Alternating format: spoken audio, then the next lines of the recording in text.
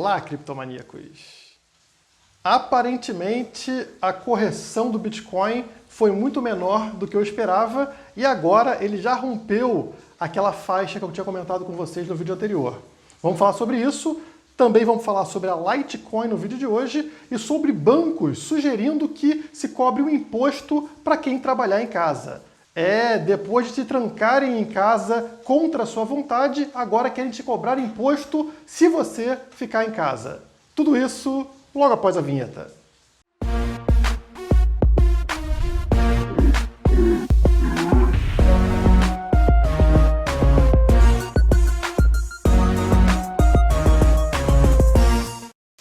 Ontem nos fizeram de palhaço mais uma vez, né? Fazendo as pessoas se aglomerarem em filas para votação. Lembrando que votar não muda nada, não faz diferença nenhuma, vai continuar tudo no mesmo sistema estatal, mas para votar pode se aglomerar. Inclusive a cidade que eu moro atualmente está aí no pico de contágio do tal do coronavírus.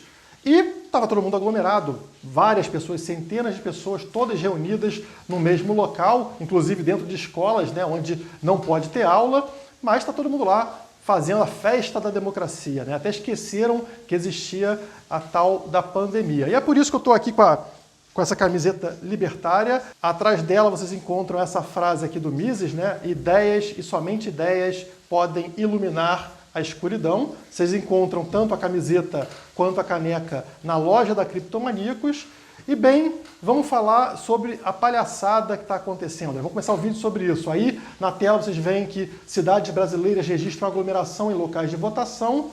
E são as mesmas cidades onde empresários ainda não podem abrir comércio no horário que querem, não podem abrir bar, não pode ter boate, enfim, não pode ter serviço de forma alguma, mas para votar no seu político, aí está liberado, você pode ir lá, né, exercer aí o seu direito, que é um direito obrigatório. Não faz nenhum sentido, né? Se é direito, não pode ser obrigatório. Mas, enfim, ignorem toda essa maluquice, o Estado não faz sentido, a única função dele é roubar o seu dinheiro para alimentar a máfia, sai fora disso, vai para o Bitcoin, escape desse sistema de dinheiro estatal, porque é isso que eles querem tomar de você. Mas a palhaçada não pode parar aí. Eles te obrigaram a ficar dentro de casa, te trancaram dentro de casa, proibiram as pessoas de saírem de dentro de casa. E a vantagem com isso é que muitas pessoas conseguiram ali se adaptar. O ser humano se adapta muito fácil, né? Então, na hora que as pessoas estavam proibidas de fazer comércio em lojas físicas, elas começaram a migrar para o meio virtual, ou seja, restaurantes começaram a fazer delivery, outras lojas também começaram a vender ali digitalmente, virtualmente, né? Abandonando o conceito de loja física, porque estavam proibidos de abrir a loja. E aí vem o Deutsche Bank, um dos maiores bancos do mundo, e faz o seguinte: Deutsche Bank propõe um imposto de 5% para pessoas que ainda trabalharem em casa após a pandemia. Uma equipe de pesquisa do Deutsche Bank propôs que as pessoas paguem um imposto de 5% pelo privilégio de trabalhar em casa se continuarem a fazê-lo após a pandemia, já que isso poderia subsidiar a renda perdida por pessoas de baixa renda devido à crise do coronavírus. Então a culpa por pessoas estarem perdendo a renda devido à pandemia é sua, que ficou obrigatoriamente em casa. Veja só, a culpa não é do Estado, que proibiu as pessoas pobres de trabalharem. A gente falou lá atrás, lembra? A economia vai sofrer. E o que o Estado falava?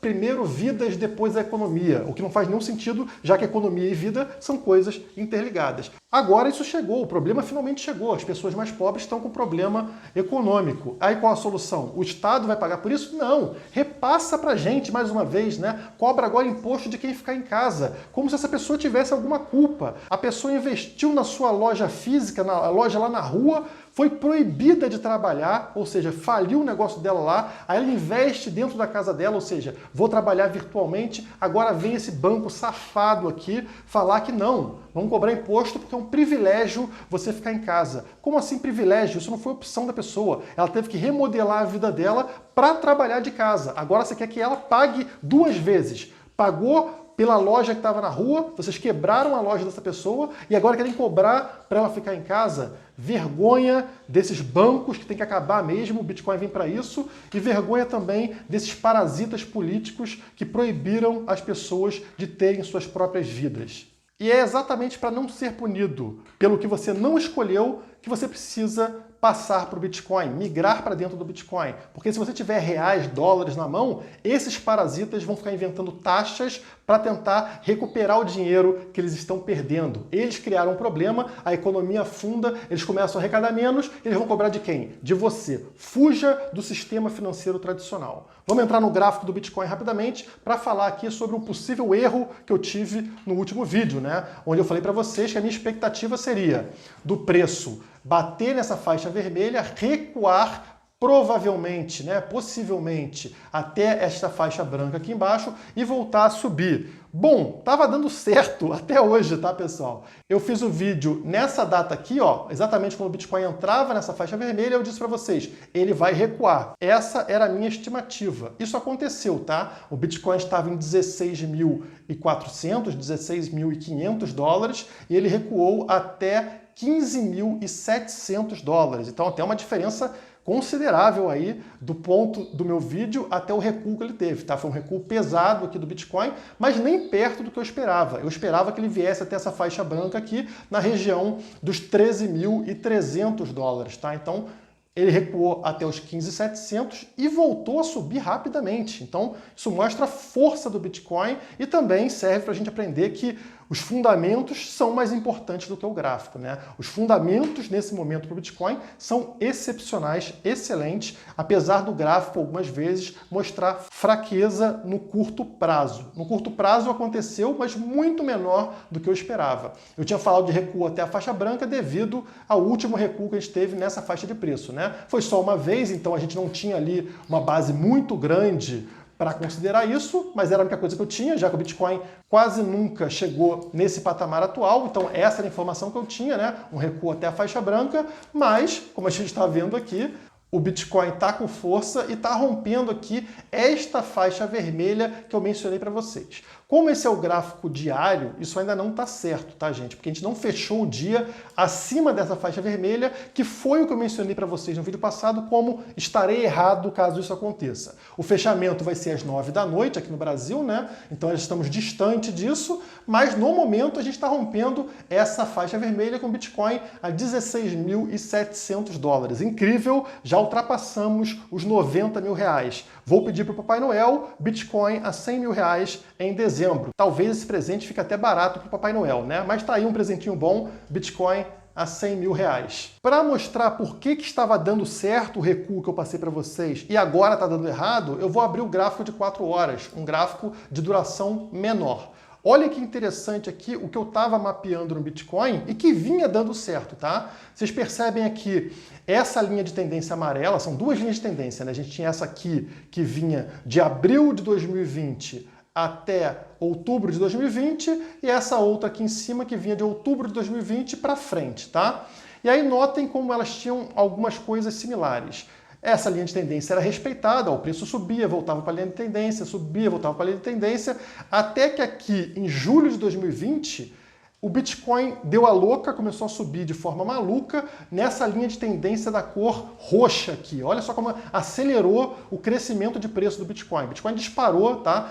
Nessa linha de tendência roxa, só que aqui em cima, ó, já em agosto, o preço rompeu para baixo dessa nova linha de tendência roxa e a partir daí desabou, tá? Desabou para onde? De volta para a linha de tendência amarela, que era a linha de tendência real do preço do Bitcoin. Então foi isso que aconteceu, tá? Um rompimento dessa linha mais veloz aqui na cor roxa. Aí subiu, beleza, chegou nessa próxima linha de tendência amarela aqui para o Bitcoin, tá? Sendo respeitada o tempo todo, como vocês estão vendo, esse é o gráfico de 4 horas, né? E do nada, aqui em novembro de 2020, o preço outra vez fica maluco e dispara incrivelmente, criando essa outra linha de tendência na cor roxa, muito similar ao que a gente viu aqui atrás, correto? Muda de uma linha de tendência amarela para uma linha de tendência roxa mais acelerada. Mesmo processo, mas, vou dar um zoom para vocês, olha o que acontece aqui exatamente 14 de novembro. o preço rompe essa linha de tendência roxa para baixo. O que significa? Significa que a tendência maior a partir de então era esse preço desabar de volta para essa linha de tendência amarela, como aconteceu aqui atrás, ó, né? Rompeu a roxa, voltou para amarela. Então, estava alinhado com o meu vídeo anterior. Preço caindo, como vocês estavam vendo, ó, preço começou a cair a partir de então, estava desabando aqui, chegou lá nos 15.700, minha expectativa vai continuar caindo até aquela região dos 14, 13.500 que eu passei para vocês. Mas não, do nada, hoje o preço deu essa disparada incrível, rompendo para cima, voltando para cima novamente dessa linha de tendência roxa, por incrível que pareça. Isso para mim era totalmente inesperado nesse momento, tá? Tinha que ter muita força para voltar para cima dessa linha roxa, que é uma linha muito acelerada, e o preço está tentando romper aqui, ó. Não rompeu ainda, notem que está brigando com a linha roxa, ou seja, se fechar acima dessa linha roxa no diário, tá? Que é o que eu falei para vocês, eu volto a ficar muito otimista com relação ao preço. Se bater aqui, sofrer essa resistência, não conseguir fechar, ainda é possível a gente ver o retorno daquela correção que eu comentei no vídeo anterior. E como eu já falei em vídeos anteriores, a diferença que a gente está tendo nessa bull run é a entrada do capital institucional. Grandes empresas colocando o Bitcoin nas suas reservas, grandes bancos também falando sobre Bitcoin e sugerindo Bitcoin, e foi isso que aconteceu nesse momento e pode estar relacionado também com esse momento de alta, tá? Esse aqui é um relatório fechado para clientes institucionais do Citibank, tá? Global. E olha aqui o que o Citibank falou: Bitcoin, o ouro do século XXI. Tá aí um banco tradicional elogiando o Bitcoin para os seus clientes institucionais, tá? E não foi um simples elogio, não. Foi bem pesado. Olha a previsão que eles fizeram.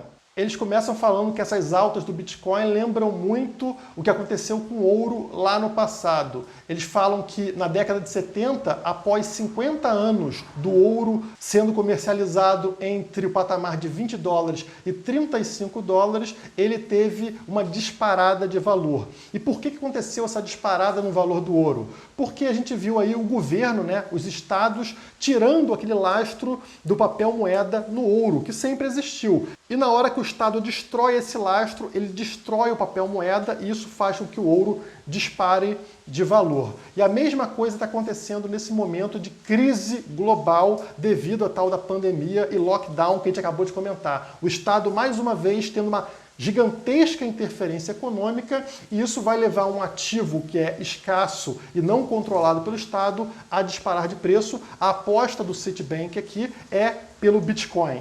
Eles mencionam aqui que um dos principais pontos para isso é o fato da taxa de juros zero ou até negativa em alguns países. Se os investidores perdem dinheiro ao deixá-lo dentro de um banco, ao deixá-lo investido, eles precisam encontrar alguma outra opção alternativa. E essa opção seria o ouro ou o Bitcoin, e a aposta do Citibank é pelo Bitcoin. E por que é pelo Bitcoin e não pelo ouro? Bom, eles falam aqui: o ouro sempre teve algumas restrições que precisam ser notadas. Ouro físico não é fácil de ser armazenado e não é portável a ponto de você cruzar fronteiras. Lembrando que o risco agora de você ficar dentro de um país começa a crescer. Os americanos lá com Biden, por exemplo, americano rico, será que ele pode confiar em ter ouro físico? Não. O Biden pode a qualquer momento falar que os mais ricos vão ser taxados muito mais do que são hoje. O que esses caras querem fazer? Mudar de país. Se ele tiver ouro físico, ele vai conseguir atravessar a fronteira? Provavelmente não. O ouro dele vai ser confiscado lá na fronteira. O Bitcoin não tem esse problema. E eles continuam: a deterioração fiscal enorme que está acontecendo hoje vai ter um custo para o futuro. E alguém vai ter que pagar por isso. Contas precisam ser pagas. Significa que dinheiro precisará ser encontrado. Apesar do Bitcoin poder ser atacado por meio de regulações cada vez mais pesadas, ele é uma reserva de valor natural e a gente sabe que é privado, portanto dificulta ao Estado conseguir roubar o teu dinheiro quando as tais contas precisarem ser pagas.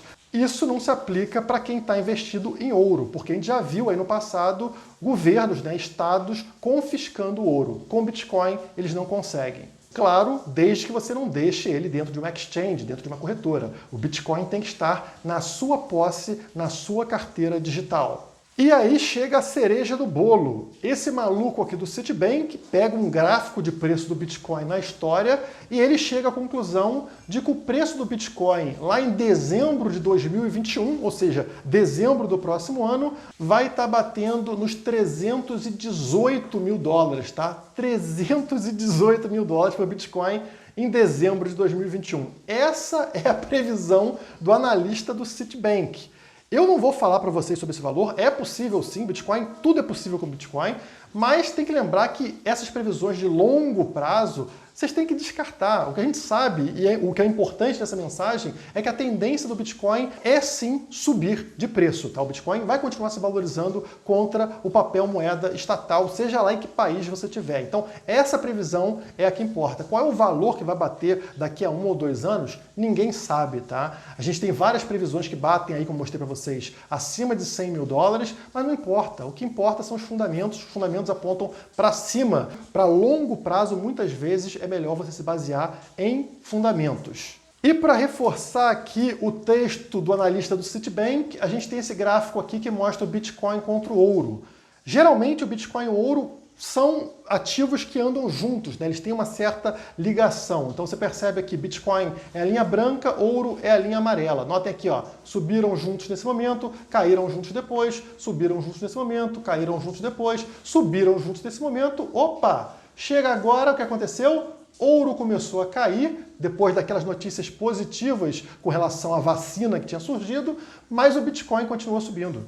Agora não estão mais ligados como acontecia antigamente. Aquela correlação que existia parece que não está mais acontecendo. Ouro perde valor enquanto o Bitcoin continua ganhando valor.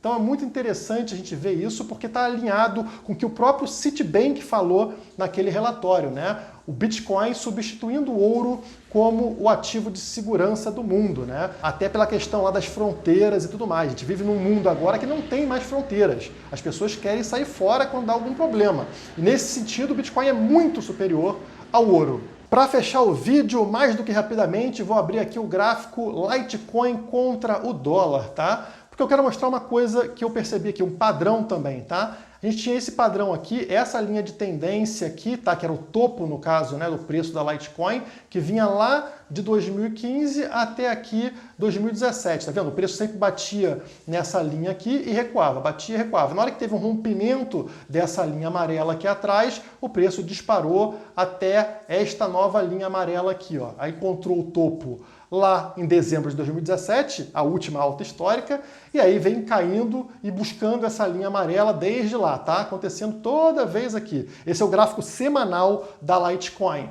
Mas o que aconteceu, o que acaba de acontecer aqui no gráfico Litecoin contra o dólar? Rompimento dessa linha amarela que vem desde a última alta histórica. Notem o que aconteceu com o rompimento aqui atrás. Sim, disparada de preço, rompeu aqui e o que a gente está vendo no zoom aqui para vocês, ó, é o preço da Litecoin dando uma disparada. Quem acompanha o canal sabe que eu falei sobre a Litecoin, sobre os ciclos da Litecoin, e no caso a gente estava entrando no novo ciclo de acumulação da Litecoin para a gente conseguir ter um bom retorno daqui a 6 meses, 1 ano com a Litecoin, né? E talvez esse rompimento aqui no gráfico semanal da Litecoin, no par dólar, seja um indicativo de um começo aqui de uma valorização mais rápida por parte da Litecoin. Vamos ficar de olho, né, para ver se ela continua se mantendo acima dessa linha amarela aqui que eu marquei para vocês. Por enquanto, parece bem positivo. E como é que você acompanha isso diariamente, a cada momento, junto comigo e com vários profissionais da Criptomaníacos?